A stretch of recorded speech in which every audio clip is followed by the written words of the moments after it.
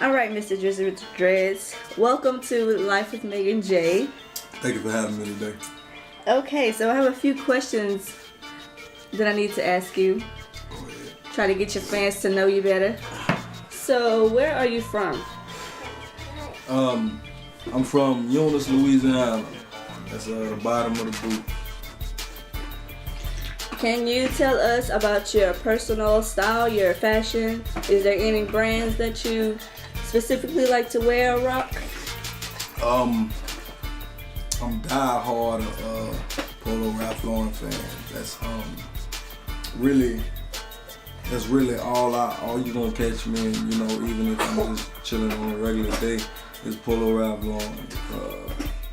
Besides Polo, shit, it really ain't nothing else. You know, it's really Polo Ralph Lauren. It's horses. That's all I do. Okay. So, where did you get the name Drizzywitdadreads from? When I was first doing music, just playing around with it before the rapping. A couple of my friends, we would record music for school, you know, because we would go to a lot of parties and shit, and you know we was kind of known as those guys from Eunice that go to every function and shit. And we actually had a little DJ group. We would DJ parties and shit, so we'd play our own music just to, you know, that was really we'd pick up girls after the party and stuff like that. Like, yeah, you know, we didn't just DJ, but this was our song, or we'd perform it sometimes and stuff like that. And that was just playing around for shits and giggles. But K-Sam actually gave me the name Drizzy Dre, and this was before the Wayne gave Drake, you know, his name, because I just went by Dre, you know, because my real name is DeAndre, so I would go by Dre, and we would always clown about making it rain, you know, because I favor T-Pain, so they'll talk, you know, making it rain and T-Pain and shit like that. So they called me Drizzle Dre, and whenever the Wayne was calling Drake Drizzy, I was like, that's gonna be a problem right there. I'm not about to be referred to that anymore. So the difference between me and Drake at the time, I just went straight with it. I was like, nah, I'll just be Drizzywitdadreads, you know. And everybody hated it at first. It was like, that's not gonna stick, you know. That's long, you know, and it wasn't really catchy or whatever. But over time, you know, it's Drizzywitdadreads. You know, it's all one word, you know. Drizzywitdadreads. But yeah, I gave myself the with the dreads, and it stuck after that. So, what do people call you on the streets? Do they call you by your name, or the long Drizzywitdadreads, just Drizzy, Drizzy Dre? Depending on who's talking to me, someone that I grew up with from day one, because after I moved out of Eunice in 2009, people who knew me before that, you know, me moving prior to that, they might call me DeAndre, or they might call me Dre. And people who I knew that I would, you know, didn't even talk to, but just knew me, they called me Drizzy, you know, because they remembered that at first when K-Sam gave me that Drizzy, they remembered that Drizzy. And everyone I met towards this way, after leaving Eunice, Drizzywitdadreads. Now a lot of OGs and shit who knew me as you know, Lil Black or whatever little street nickname they give me, they started respecting the game and respecting the name and would call me Drizzywitdadreads because I did a lot in my community, and then kind of like a public, you know, figure, and they recognize the game and they call me Drizzywitdadreads. And people who know me through the internet, you know, through my music from YouTube to Instagram and shit, they see Drizzywitdadreads, so they don't know about the shortening it up or my first name. A lot of people been knowing me maybe 4 or 5 years, still don't even know my real name. They just, you know, Drizzywitdadreads. But depending on it, you know, my family, a lot of my family, they'll call me Drizzy, you know. But yeah, depending on who it is, they'll call me Drizzywitdadreads. So there's a lot of stereotypes when it comes to rappers. You know, they say that rappers do a lot of drugs, they do a lot of gang activity or such and such. So we want to know, do you drink? Yes, I do drink. Actually, right now in my Yeti cup, I have some Michelob's. That's some beer. Liquor wise, I don't really discriminate, but I buy my own liquor, so I drink Henny. I'm a Hennessy drinker. That's always been my drink, even as a child, being that was my mom's favorite drink. So what I was introduced in, to being young was seeing my mom pop out this bottle that, I always saw it and was afraid of it. It was just a big ass bottle, and she'll pour a shot every now and then, maybe once a month. And I was so used to seeing that brand, that Hennessy, and whenever I would start sneaking it and tasting it, it was like, hell yeah. But then my grandfather, I would sneak into his bar, and I would drink his moonshine. So I would drink it from the moonshine to the Hennessy. But I drink beer. Sipping lean, I haven't really sipped lean in a minute. But excuse me, that was one of my favorites. I did sip lean a lot. I did a lot of sipping lean. Do you smoke weed? You're smoking a cigarette right now, but do you smoke weed? No, I don't smoke weed. I did 7 years on probation, so I would get piss tests randomly, and it went from that to working in the plants and shit, to where they would piss all the time. So like I wouldn't. It didn't matter to me, Everyone around me did smoke. Now every now and then I would hit that bitch a couple times or whatever, but never no Reggie or none of that shit. It was straight loud, anniversary type shit, Easter, Sunday. Sometimes I smoke some weed and shit, but I don't care for it. I don't have nothing against it. It's just not me. I already have a natural high, so that don't do shit to me but make me sleep, and that's a wasted high to me. So everybody else can enjoy that. Okay, so what do you do besides music? Besides music, I work and I'm a father. So I work in the plants. I love construction work. I know how to work with my hands. I always did. Fixing on my cars and shit. A lot changed. A lot changed. I used to love to party and shit a lot, but I don't really go clubbing and shit like that no more unless it's special occasions. So if I'm not doing music, then I'm spending time with my wife and kids, or right. So that's my next question. So how do you juggle working, your music, and being a husband and a father? That goes with it being just, I want to say, in my DNA. It was hard at first, but through time, I grew up watching my grandfather. I spent a lot of times. I lived with my grandmother and my grandfather. My grandfather was always on the road, driving 18-wheelers, and even some days he would come back, just exhausted from work, getting up 3 in the morning and not coming back home till 8, 9 at night. But the moment he came in the house, it was always, the kids, he spent time with the kids, with us, and then with my grandmother, and then it was back to work. So I got to see that a lot, and that's just not just giving credit all to him, but that's the first I saw it being done. And then at the age that he is, and he still does it, he's 78, I want to say right now, and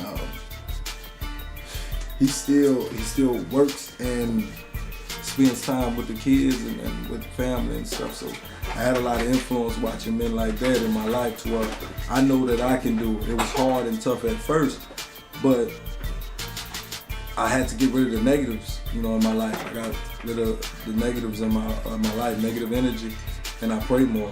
So that keep me focused and able to get up and do things like that. So that's really where it comes from. It's hard. It's hard to juggle. It's hard to juggle all that at once. But I'm a man. I'm a man. I got to do it. So, what separates you from other artists? Preferably the local artists. biggest thing that separates me would be that I don't lie in my music. And there's no shade towards all the other local artists that's doing this. I refuse to lie in my music, and I talk a lot about myself in a negative way and a positive way than most artists do, and speak on, you know, things that they've acquired and, you know, money, drugs, guns, bitches, all that. I don't just speak. I speak about negative and the downside of my life too in my music, and it's easy. It's easy for me, you know, to record music. I don't have a hard time recording music at all because everything's from the heart. But, all right. So, what's the message that you bring in your music? Like, what do you talk about in your music? I talk about the positives of struggling in my music. About it being all right to be yourself and just expressing yourself in whatever you do. You know, so basically, yeah, I talk a lot about positive things in bad situations. You know, looking at the brighter side. All right. So, in what ways has your new music changed from when you first started? And when did you start? I started doing music. Man, it's really hard to think back to the exact day and specifics like that, but I want to say maybe around the year 2013, 2014. A lot of my friends was into the music, and you know, I was always around it and stuff. And a couple situations led to another, and I recorded a song, and everybody liked it, and you know, so that's and what else? What you had said? In what ways has your new music changed from your old music? My current music now from back then, I want to say delivery wise. You know, I come more straightforward now than before. When I started, I would like let the listener ease up into getting to know me through my music. To now, I just give it all at once right away. You know, just something to grab the listener's attention. And so my first few bars of whatever I'm recording has to catch the listener. When I first started, I didn't so much care. It was much of a message. Before to now, it's just I'm directly coming straight at you. All right. So, what do you think of the hip hop scene in Louisiana? The scene in Louisiana is all, man, it's really all, it's like a gumbo, really. It's hard to say there's not an original sound in Louisiana, being that we do have our own certain music and our certain sound, but nowadays it's like everyone's pulling from, you know, from the East Coast and the West Coast and trying to fit that into the Louisiana sound. So I won't say it's like washed or watered down or anything. It's more of a, everybody's trying to throw everything in together and make it beautiful, you know. But all right. So how would you describe your style? Describing my style, it's really that goes in with my personality, because I'm like a hyper moving around type of person.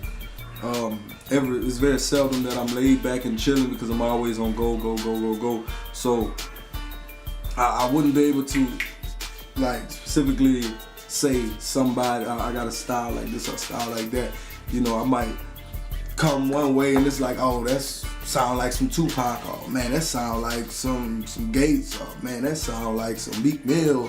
You know, but yeah, I guess it's just on the beat and how I come on the beat, how I deliver it.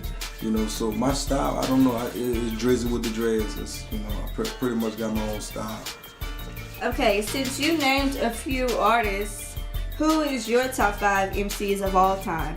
Ooh, man, this is something I didn't even get thought about, being that I was more of a song person.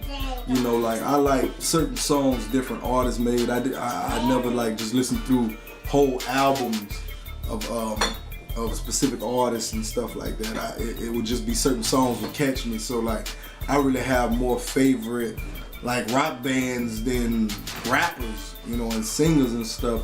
So yeah, I don't know. It might take me a while to think on my top 5, cause I don't know. I am my biggest critic, and I love my music, and I am my favorite rapper. Okay, since you can't really think of your top 5 at this moment, who was your biggest influences? My biggest influences would have to be the people around me. You know, from Rude Boy Mafia to NGB, that's never gone broke. It would mostly be like my friends that I had around me that was into music, and my family members. You know, from Gunna G to Jeter, D-Lou, people like that, Crisco. It was people of that nature that brought out that music and that love and that passion for me. It wasn't really just an industry rapper or nothing like that. It was like my closest friends. Okay. What and Lil T, my bad to throw that with Lil T too, him too. Okay. So where do you see yourself going in this industry? I really have no limit and how far I want to go, because I don't want to. I aim so high, so that way, you know, if I end up falling short in the industry-wise, I can always fall back on other certain things. But my plan is to go so hard at this plan that I won't need to fall back. So industry-wise, might sound like a cliche, but people, I'ma change the game, but I really feel like that I will have a big influence on music, being that it will be okay for people to just be themselves and not try to be better than. I don't focus on being better than somebody, you know. So hopefully people will just, I'll be able to influence the game to just, man, be yourself and be proud of yourself, and don't try to, you know, compete with anybody. To me, it's not a competition, because I'm the best. Everybody should feel like that. Okay, so what would be your dream collaboration with any rapper or producer?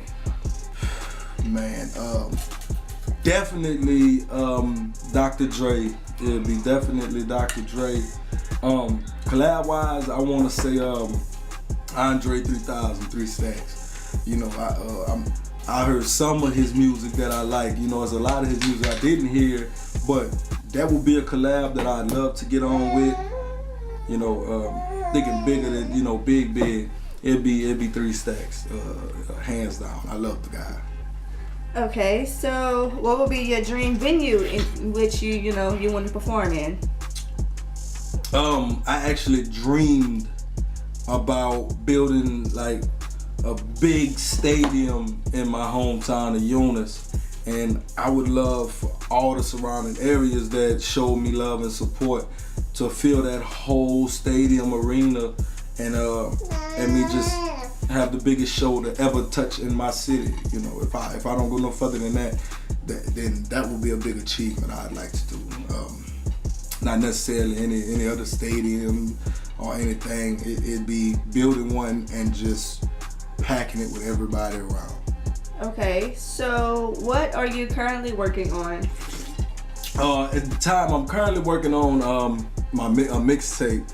I was working on an album, but due to computer failures and stuff like that, I lost a lot of my music that I was working on. So instead of starting over on that album, I'm just gonna drop a mixtape, and it's probably, in my eyes, it's really coming out better than the album that I was working on. You know, I have a lot of instrumentals that artists already have, you know, done and did great on, that I hear and it's like, I could top that shit, you know, because that's what I'm good at, topping someone else's work.